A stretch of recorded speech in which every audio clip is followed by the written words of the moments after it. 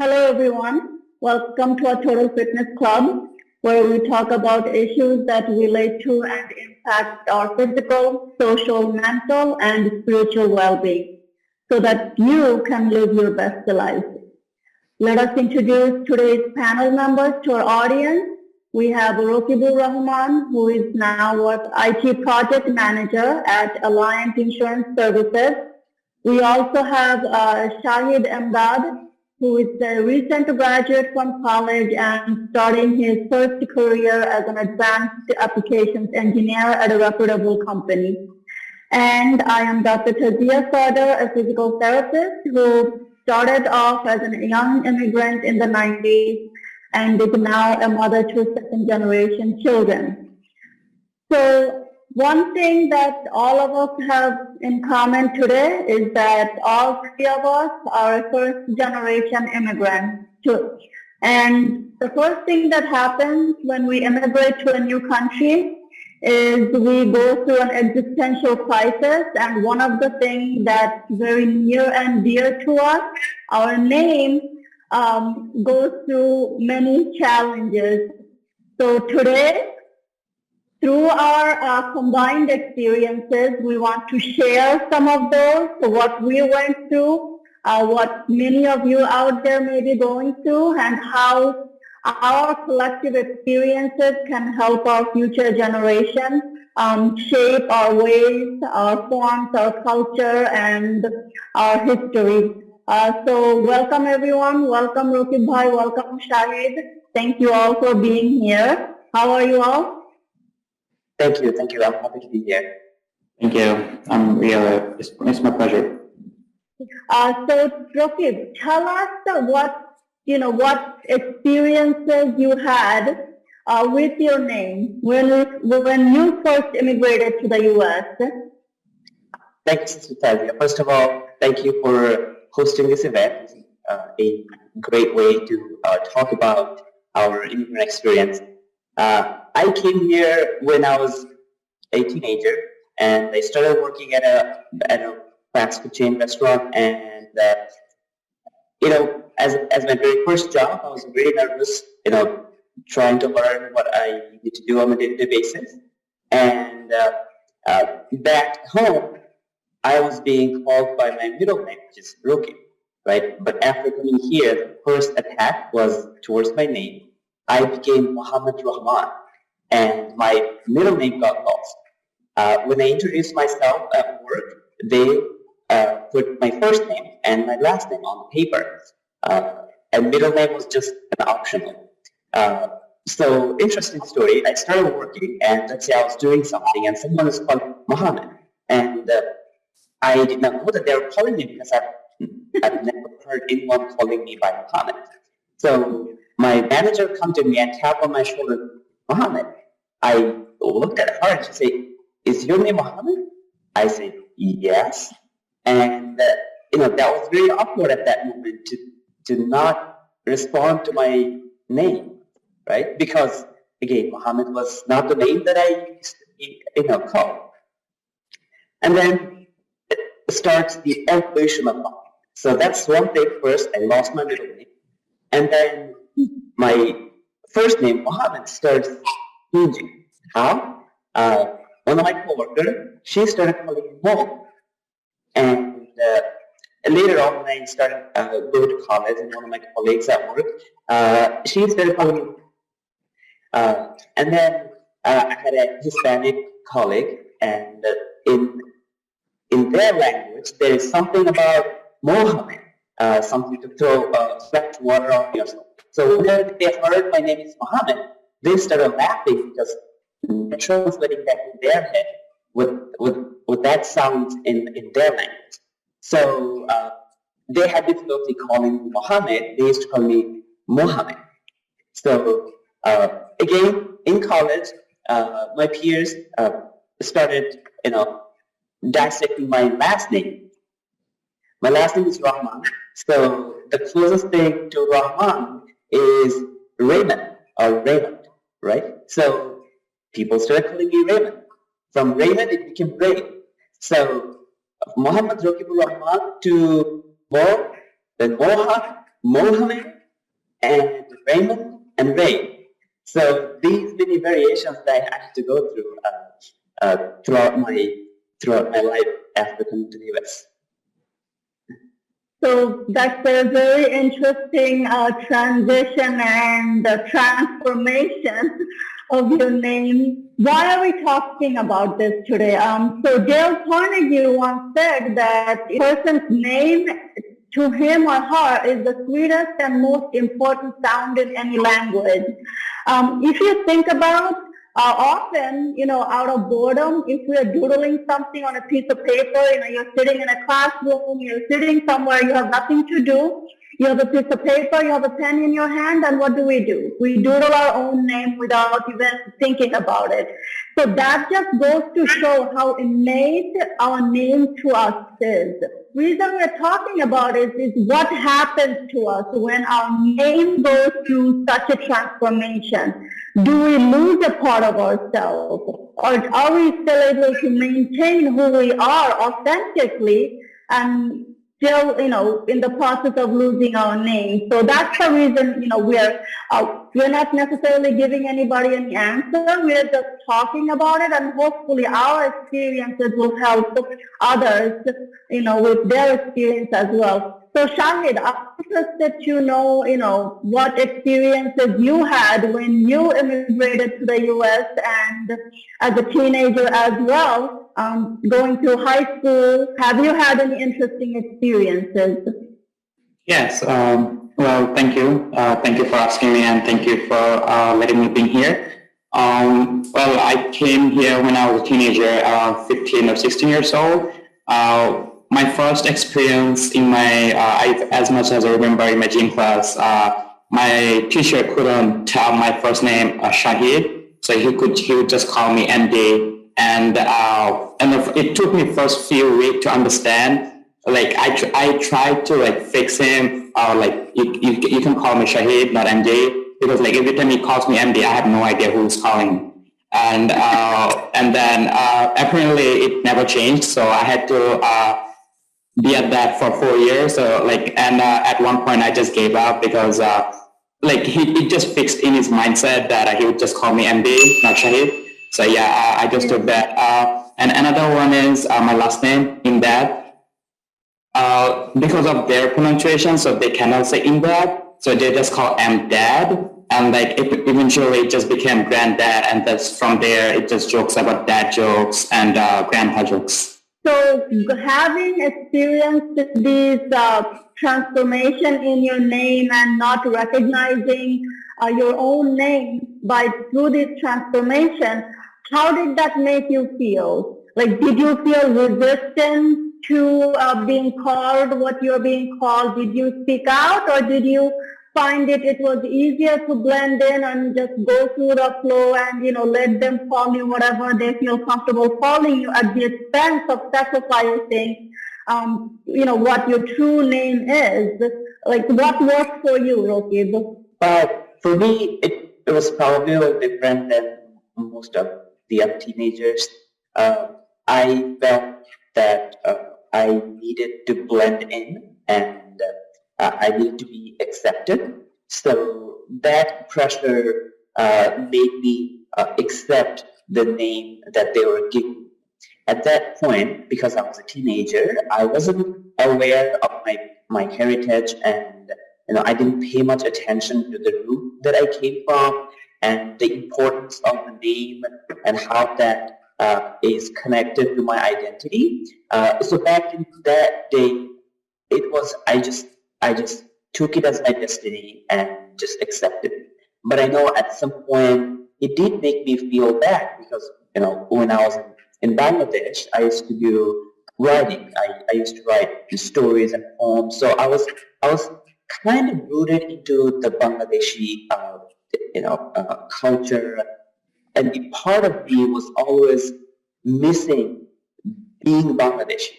So that did make me go through some depression at some point, but luckily I was able to overcome. There have been many studies that show that, someone with an African American name, if they were to have a more anglicized name, they are much more likely to get called in for an interview. And I guess post 9/11, similar things may have happened to our cultural name as well. Is that, having more of an anglicized name might be directing us toward a more successful career. Where do you stand on that, Shahid?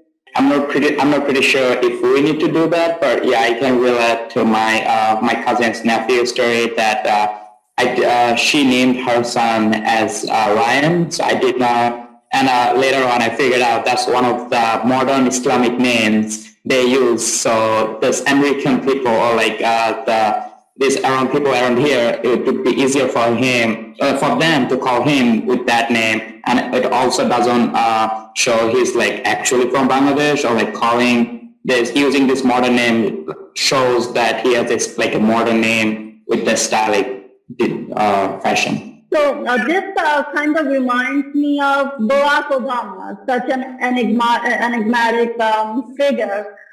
So if we think about Barack Obama and his rise to being president and holding the highest office in the United States and being the world leader, so his name as teenage, he grew up being called Barry by his own family, and as he grew older and he started to look into his own roots, started to be connected to his African American roots, and he decided that he no longer wanted to be Barry, but he wanted to be called by his birth name, Barack.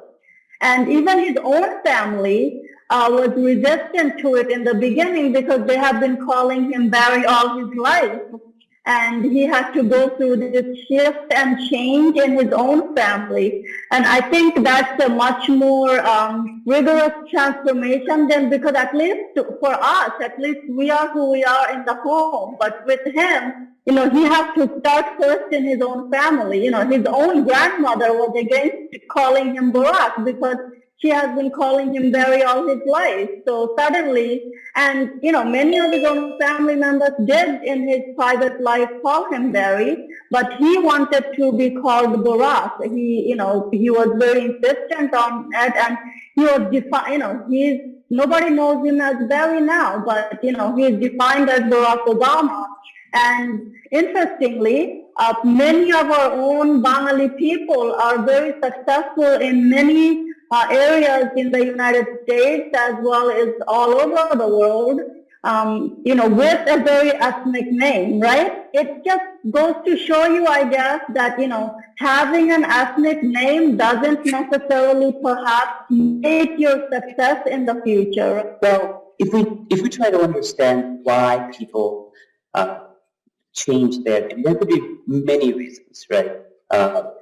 Now, focus on just a matter of immigration. So because of immigration, the first thing is being able to blend in, right? So we want to avoid being embarrassed. We want to avoid being called or be made fun of. So we try to accept the name that is easier for them to pronounce or easier for them to call. That's one thing. And you also mentioned about being successful, right? So we think that if my name is more anglicized, I would be called for an interview. There would be a higher chance of being called for an interview. So that would be another thing. Sometimes, celebrity. Lady Gaga is a good example, right? Who knows what her real name is? But, she became famous. So sometimes you go with the name that makes us famous, and then, sometimes it just happens naturally. No one realizes that it's happening. So there could be many reasons. I think what's more important here is that how is it making me feel? Am I okay with it, or is this making me emotionally or socially, less healthy in a way? So part of being socially fit is being able to be okay with who we are in the social environment and accepting others for who they are, as well as being accepted by others for who we are. So as long as, we are choosing to change our name or anglicize our name because, we feel okay by it, or is it being imposed on us? Is, that our new cultural adaptation is making us choose it? Because oftentimes, someone named Yusuf goes through a transformation, Yusuf to Joseph to being Joe, Shamsu to becoming Sam, and it goes on and on. And how we decide to live with our name in a foreign land. I guess I'm interested to find out from both you, Shahid and Roki Bhai, how would your experiences? So that is a very interesting question, thinking about the future generation, but we should remember that we should remember our roots. So it is understandable the reason people trying to blend in a society they are not here, but it is also very important to remember our roots, and also it's important that the names we get is defines us ourselves. So even though it might be hard to pronounce it. Pronunciation, but if we still choose our route, I believe we can still we can come to a compromise in a middle situation to decide. Yeah, I think I can add a little more to that, which I'd say. I wanted to look at it from two perspectives. One, is my name deterrent to success? Do I need to have a fancy anglicized name to be successful? Unfortunately, most of the time, us as an immigrant, and it may be true for other cultures too, but especially in Bangladeshi culture, Bangladeshi immigrant culture, we tend to think name is the one that makes you successful or socially acceptable. But if you look at social fitness spectrum, it's not just name. Name can only take you, too far. If my personality is not, if I'm not socially interact with people, if I don't have that networking skill, if I cannot introduce myself to a stranger, if I have those barriers, just having a fancy name or a well-accepted name is not going to take me too far, right? That's one thing. Now, what would I do, or what would an immigrant do in this scenario when naming their future generations? From my personal experience, I would at least avoid one thing. An Islamic naming convention, or maybe some of the Islamic names, we have Raqibur Rahman. So my name is Raqibur Rahman.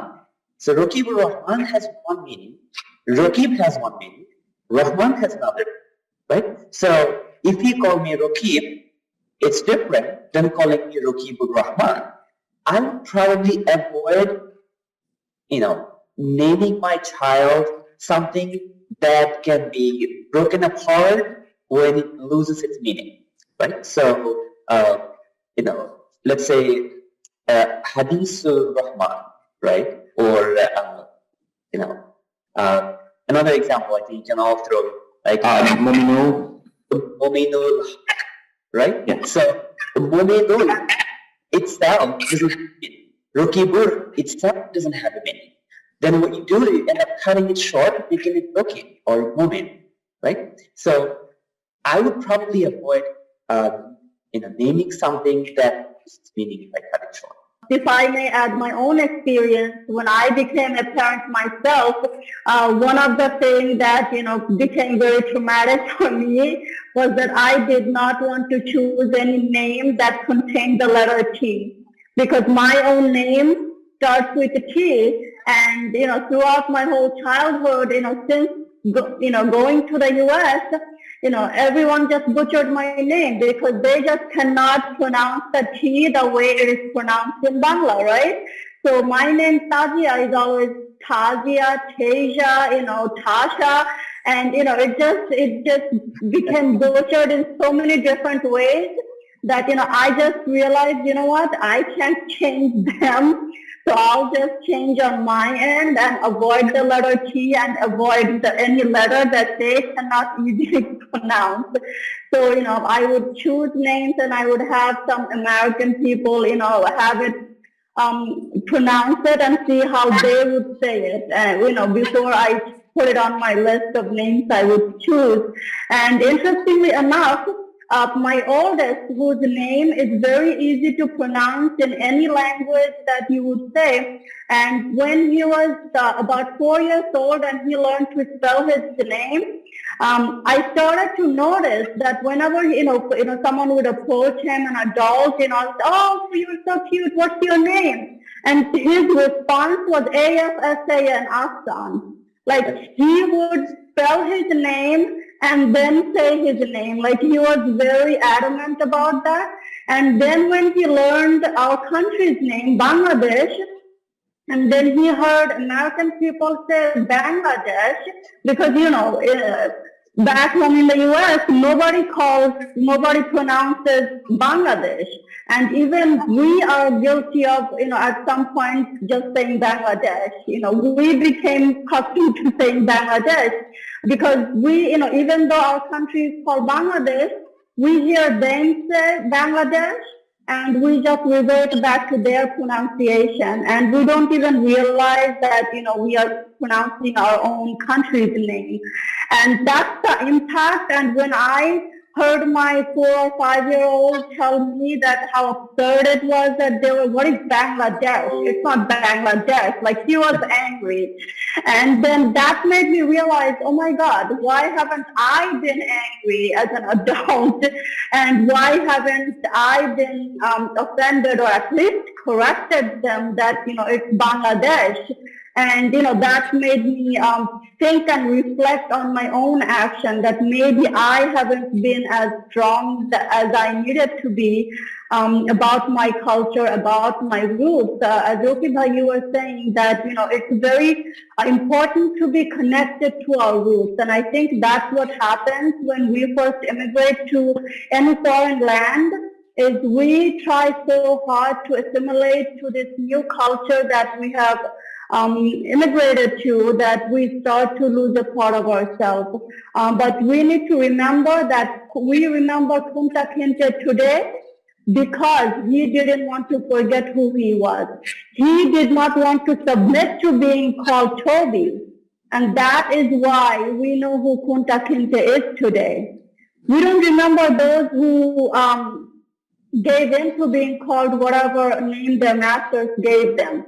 But why we remember so many, hundreds of years later about Kunta Kinte is because he refused to give in. Yes, he did for survival reasons at some point give in to the name Toby. But at heart, he was always Kunta Kinte, and he made sure that his family carried on his legacy of being Kunta Kinte.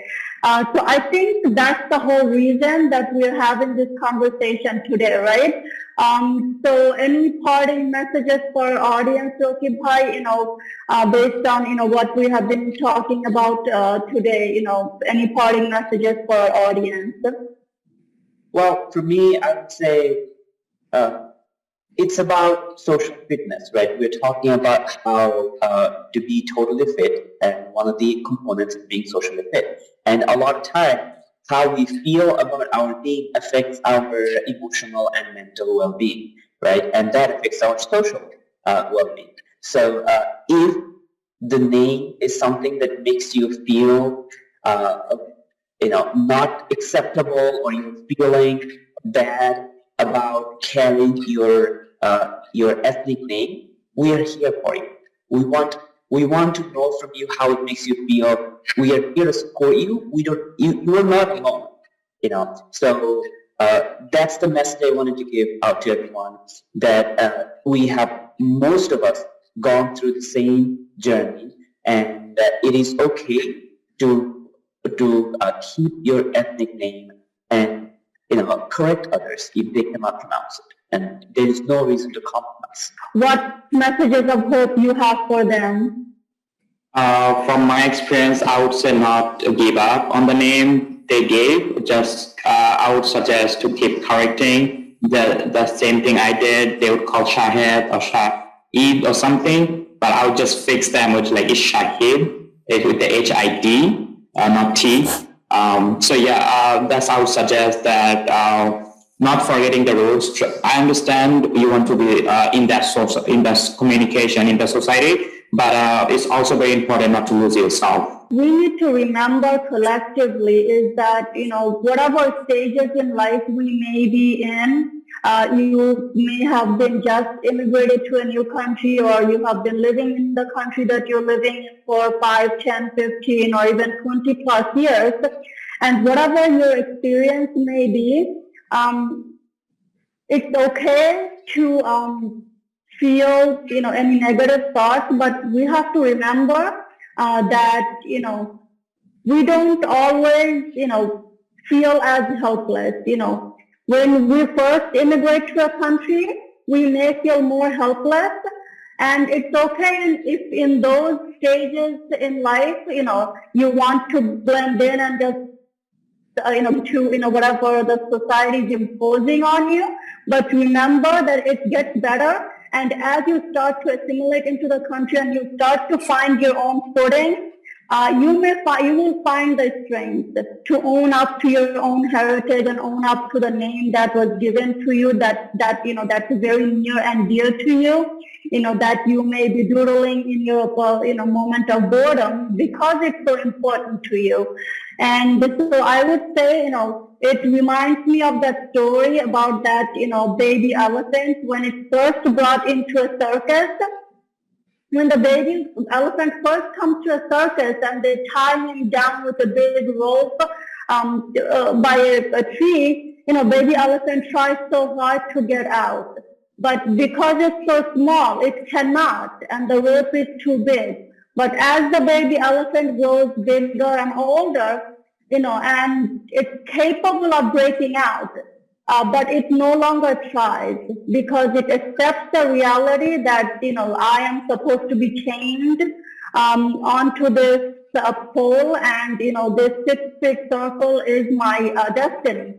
And even in the event of a fire in a circus, this big elephant doesn't even try to escape, because as soon as it feels that small tug, it lies down on the ground and, it ends up burning in a fire.